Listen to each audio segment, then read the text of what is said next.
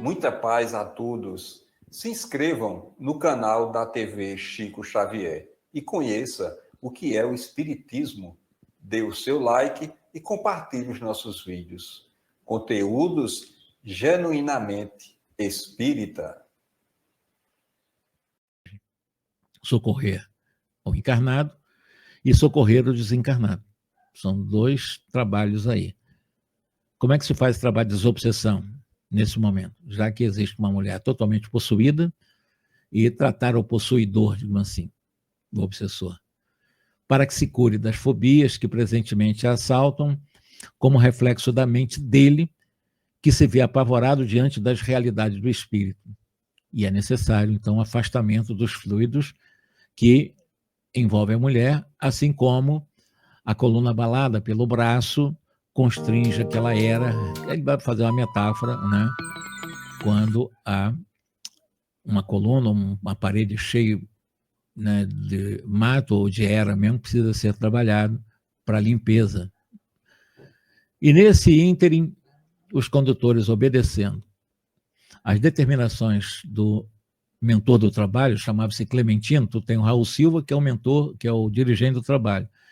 O espírito Clementino é o dirigente espiritual, para que puder localizar, né, ao lado dessa pessoa enferma, doente, obsidiada, possuída por um espírito, ligado a ela, inclusive, do passado, uma médium. Aí nós vamos retomar, como eu disse, o que nós fizemos da última vez, que essa médium, ela aplicou, o mentor, né, o Clementino, aplicou passes no corte cerebral dessa médium e, a partir daí, essa médium foi utilizada para esse trabalho de desobsessão, desvampirização, se eu posso usar esse termo, ajudar nesse momento para o tratamento físico e espiritual.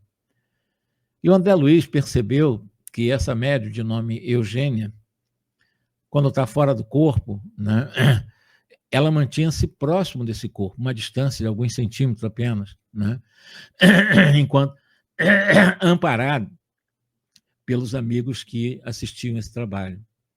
E o espírito obsessor sentava-se próxima, na realidade a pessoa perturbada, né, estava sentada próxima dela, inclinando-se sobre exatamente o equipamento mediúnico, ao qual se justapunha a maneira de alguém a debruçar-se numa janela. Então, estava a obsidiada, o espírito agora acoplado à Eugênia, que é a médium, para que haja um trabalho aí de, o termo que eu estou usando, tá? Desvampirização, sair desse vampirismo que ela estava, nesse momento, já quase desencarnando, porque estava subnutrida e ia desfalecer-se realmente.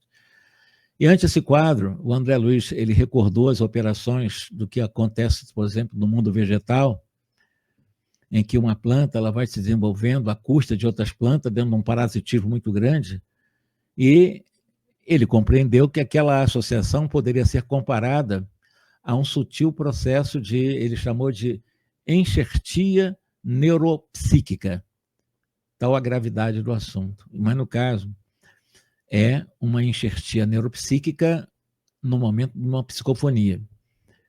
Então, havia uma enxertia ali, né? Mente a mente. O espírito obsessor acoplado realmente ao corpo de Eugênia médium. E ela próxima para tomar conta da situação.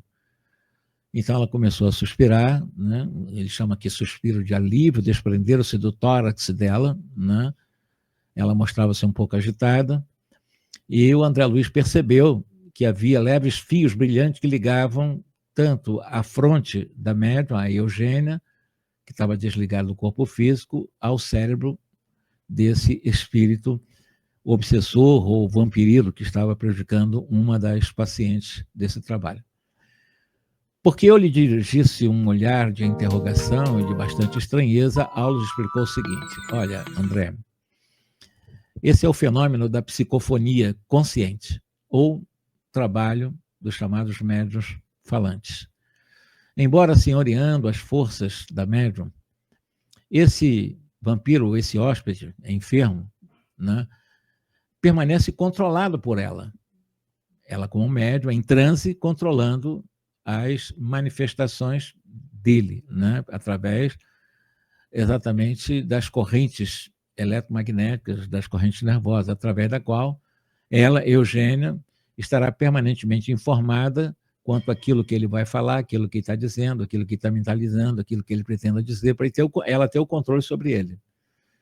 E, efetivamente, aposta-se temporariamente do órgão vocal da nossa amiga, apropriando-se do seu mundo sensório, conseguindo enxergar, ouvir e raciocinar com algum equilíbrio por intermédio das energias da Eugênia, mas ela comanda firme essas rédeas da própria vontade, agindo qual se fosse uma enfermeira concordando, ou melhor, mantendo o controle, né, dos caprichos de um doente com o objetivo de auxiliar.